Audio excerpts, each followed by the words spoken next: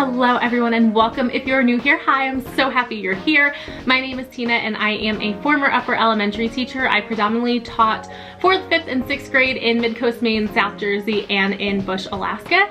And at the end of the 22-23 school year, I did resign from teaching.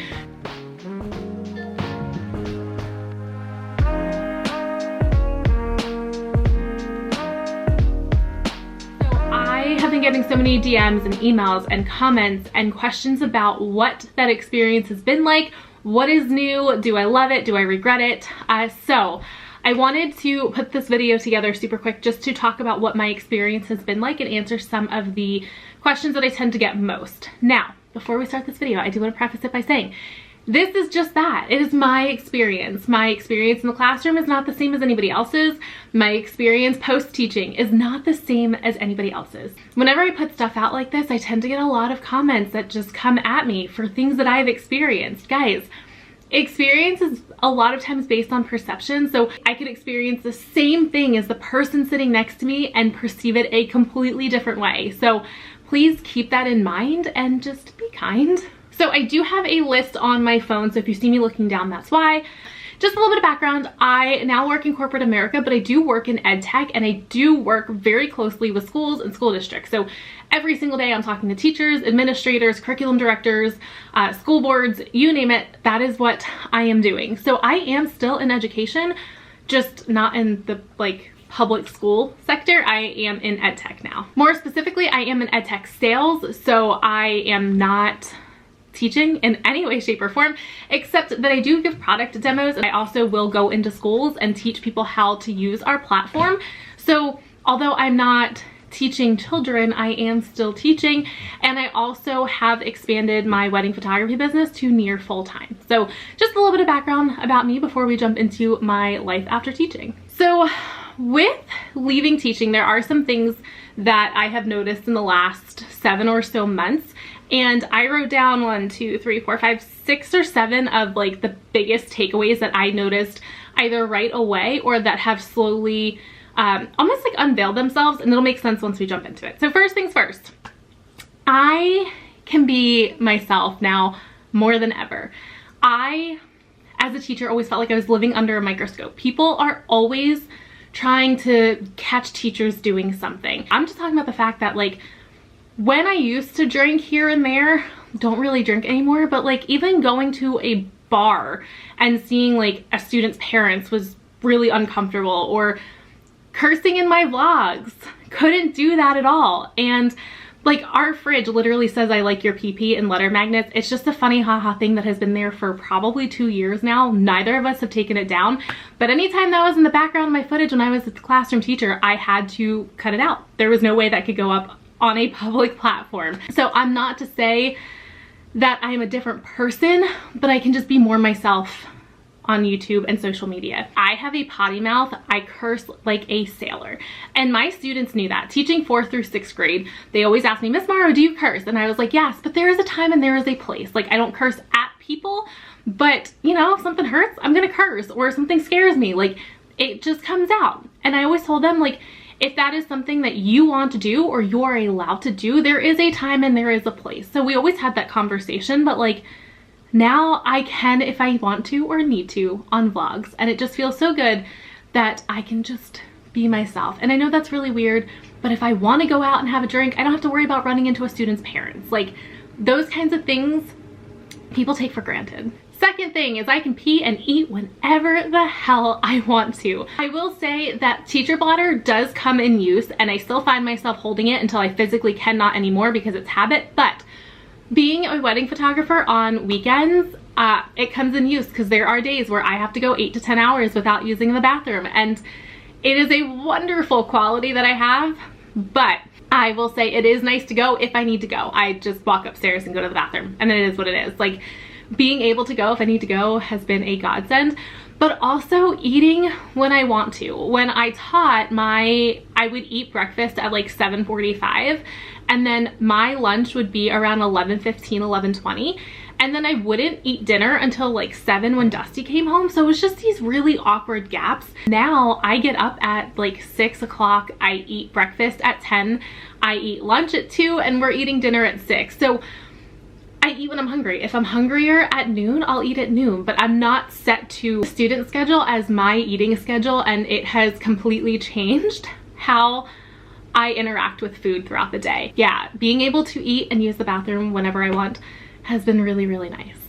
The next one, I have me left to give at the end of the day. Now, I want to preface this part by saying my fiance and I, as of right now, children are not in our future. It is not something that either of us want, but I could not imagine teaching all day, giving literally everything to other people's children, and then coming home and having to care for myself and tend to a child.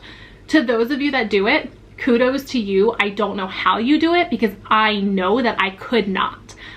I would end up in an insane asylum or worse, I don't know, but the thought of that terrified me, that a job consumed me, mind, body, and soul, to the point that I knew if we were to ever start a family, despite the fact that we don't want one, I would have nothing left to give at the end of the day. And that's not okay. One thing that I've noticed, and this is so weird, in terms of having like energy left at the end of the day, when I was teaching, I kept every single appliance on our counter, whether I used it once a week, once a month, every single day, it did not matter. So our air fryer, our Instapots, our Ninja blender, everything was on the counter because I could not fathom mustering up the energy to pull something out, to use it once and put it away.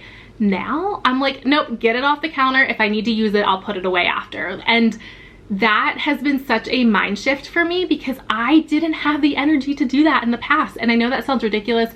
It might be the ADHD, I don't know, but that is something that I definitely noticed, that I have energy for stupid stuff like that. Like all of my skincare products no longer live on our bathroom sink. They actually go in a container that I pull out every single night, use, and then put it away. So those are things that I did not have the mental or physical capacity to do in the past. The next one, it is still stressful outside of the classroom. I think in a lot of these like life after teaching like Facebook groups and stuff, people paint this picture that you will never be stressed again.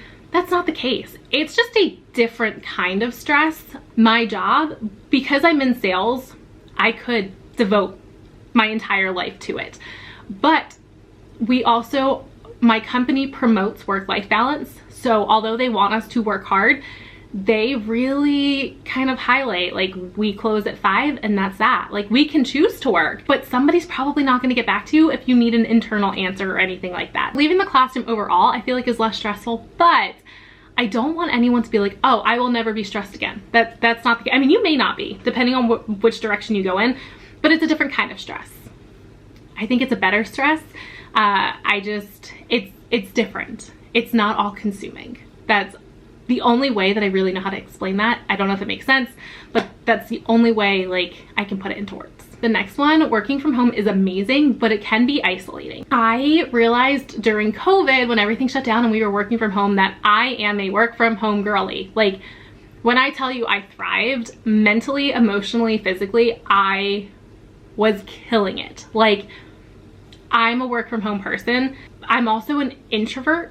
So that might be why I am not a very outgoing social person. Even a day or two in the house, I'm like, okay, I need to get out. I will do, it drives Dusty nuts, but like, I'll do an impromptu trip to the grocery store or to Walmart or to go work in the coffee shop downtown. Now, I'm not going there to interact with people. I just miss seeing humans.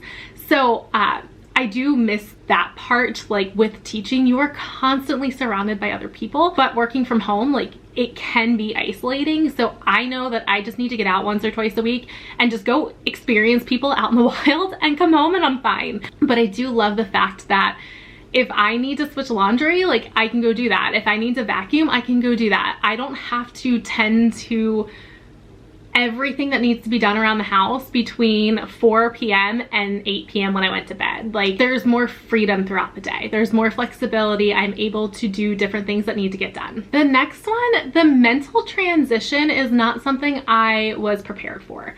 So teaching, I've mentioned this, is all, not always is, but it can be all consuming. We live, eat, and breathe teaching as teachers because we are caring not only for ourselves, but we're also caring for classrooms of children. And some of you have 150 students per day. Like, it's a lot. Couple teaching responsibilities with the fact that I also made an income with YouTube back when I did it regularly. I don't anymore, but YouTube was all teaching. And then I had Instagram, which was all teaching.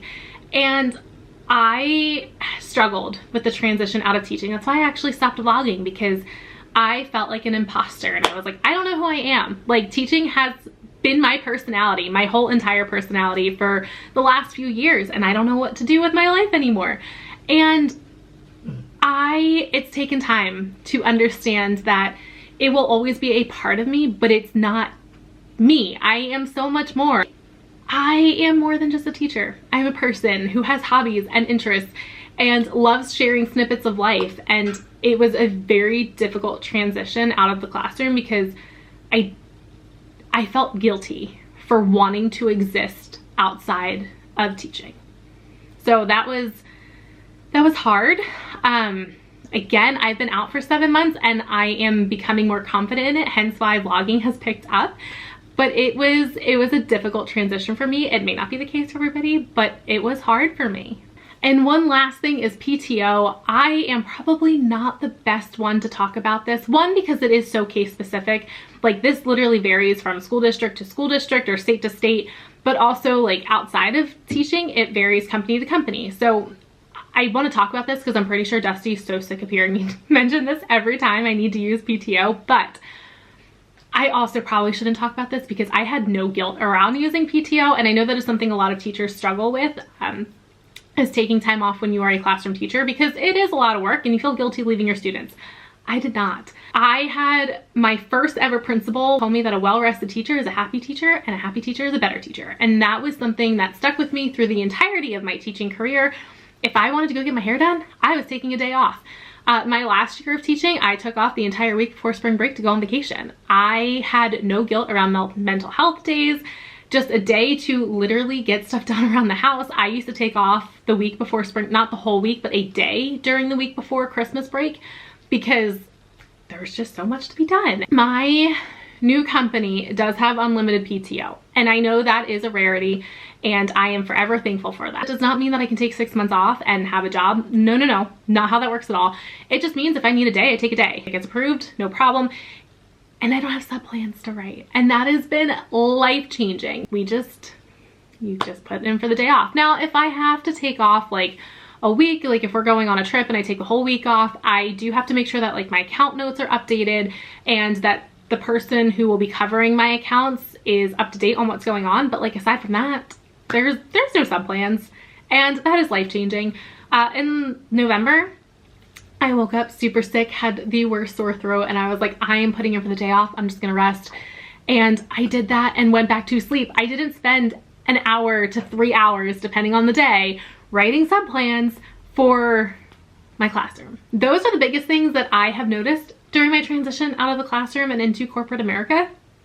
Again, personal experiences, yours might be completely different, but that has been mine. Now, to answer some questions I've been getting pretty often, biggest ones are, do I regret it and would I go back?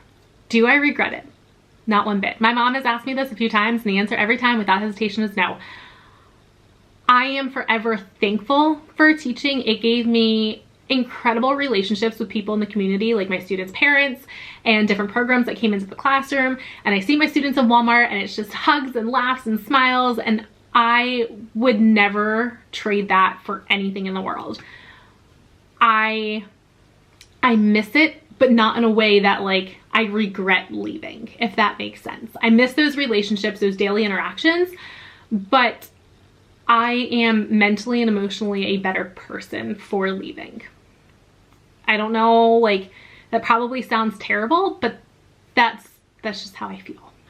Would I go back? Yes and no. Dusty and I, so we live in Maine now. I was born and raised in Jersey. We live in Maine, and we dream of moving to Arizona. That is something that we both want down to our core. Because of that, if my company were to have an internal opening, like I could apply, if an opportunity arises for one of us, like if he gets a job offer that we can't turn down and it means I have to go back into the classroom for a little bit, I would. I loved teaching, but it is something that I would go back to as a stepping stone once again. Obviously, I would love to not have to, because I've sold off a lot of my stuff, and I know how tiring it can be. And I don't want to take a job from somebody that would be in it for the long haul, where I know in my heart I wouldn't be. So I would feel really guilty for that. But if it gave us a better life out west, I would go back to teaching, but it would not be a long-term, long haul until I retire type of thing. And then one other question that I tend to get a lot is, how did I do it? This varies differently. I was in a Facebook group called Life After Teaching, I think is what it's called. And I noticed that a lot of people recommend like catering your resume to every single job that you're applying for. Girlfriend, did not do that. I don't have the time for that. I don't have the energy. And I just, absolutely not. Hard pass, no. But I did turn my resume from a teacher resume to a corporate resume. I think I Googled like teacher resume to corporate language or something like that. There are so many free resources online. I will tell you, if you want to, you can. That's the thing. Like, everyone posts in these groups of like, I don't know what to do. We are, I will forever be a teacher, but like, we are teachers and we teach our students to use our resources. Use your resources. Google is incredible. TikTok, believe it or not, as much as I hate the app, TikTok is wonderful. There are so many teacher transition accounts on there. Use your resources. I Googled turning your teacher resume into a corporate resume, just a few verb changes, and my resume was good to go. Now, apply, apply, apply. And when you get tired, apply, apply, apply. I applied for jobs for about 18 months. I started applying for jobs in corporate America. Actually, I think it was closer to 2 years. Back when I resigned from my toxic teaching district school, some of you, if you know, you know, I started applying to corporate America jobs back then, mostly ed tech. I knew I wanted to stay in the education sector, but just really far removed. So apply, apply, apply. Applied for 2 years, like I said, and I actually applied to my current company more than once. And I don't remember if I got emails that said we went with a different candidate or if I just heard radio silence. I don't know.